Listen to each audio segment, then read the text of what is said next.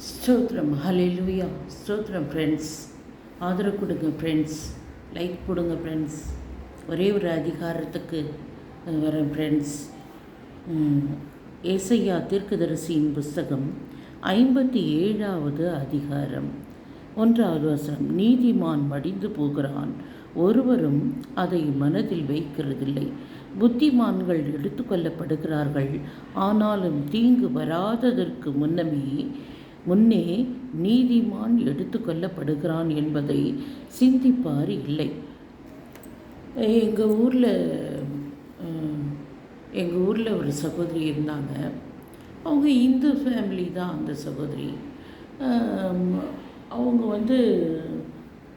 சொல்லுவாங்க, நிறைய பேருக்கு குழந்தைங்களுக்கெல்லாம் பார்த்திங்கன்னா இந்த இதாச்சு, குழந்தைங்களுக்கு எல்லாத லூஸ் மோஷன் போகிறது, சுல்க் எடுக்கிறது, எல்லாம் இது பண்ணுறது, பிள்ளைங்க எல்லாம் ஒருத்தருக்கு ஒருத்தர் யாருன்னா சண்டை போட்டுக்குன்னா சமாதானம் பண்ணுறது, எல்லாம் அவங்க ஒரு நீதிமான் கரெக்டாக இருப்பாங்க. அவங்களோட இதில் அவங்க கரெக்டாக இருப்பாங்க. அது மாத்திரம்தான் எனக்கு அது தெரியும். அந்த சகோதரி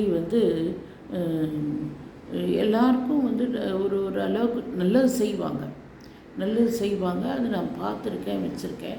ஆனால் அந்த சகோதரி திடீர்னு சொல்லி ஒரு நோயில் அவங்க ஒரு வியாதியில் அகப்பட்டுட்டாங்க. அதற்கு முன்னதாகவே தேவன் என்னிடத்தில் சொன்னார், நீதிமான்களுக்காக ஜபிக்க அப்படின்னு சொல்லி ஜபிங்க அப்படின்னு சொல்லி என்னிடத்துல சொல்லியிருந்தாங்க. யாருக்காக இப்படி பேசுகிறாருன்னு தெரியலையே அப்படின்னு சொல்லி எனக்கு ஒரு இது இருந்துச்சு.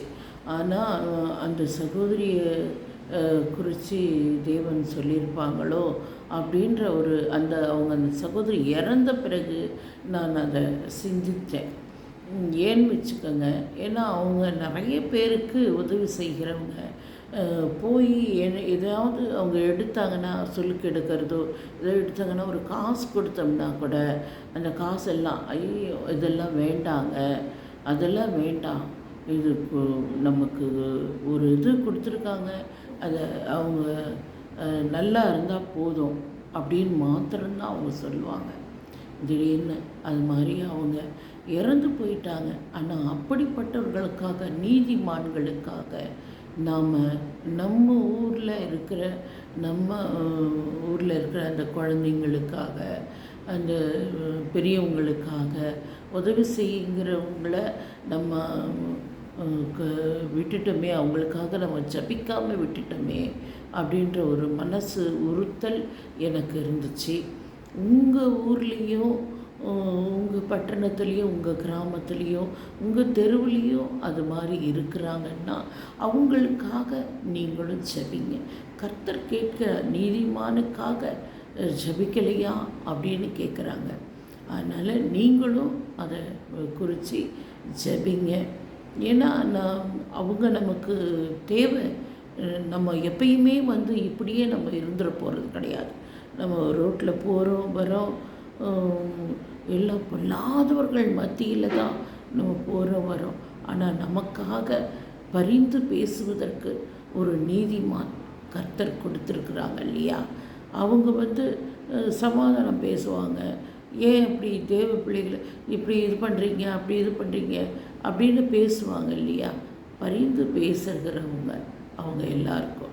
அப்படி இருக்க சொல்ல அவங்கள நம்ம விட்டுட்டோமே, அவங்களுக்காக ஜபிக்காமல் விட்டுட்டோமேன்னு சொல்லி எனக்கு ஒரு மனசு ஒரு உறுத்தல் இருந்துச்சு. அதுபோல் நீங்களும் உங்கள் பட்டணத்தில் இருக்கிற நீதிமான்களுக்காக ஜபிங்க ஃப்ரெண்ட்ஸ். ஆமென்.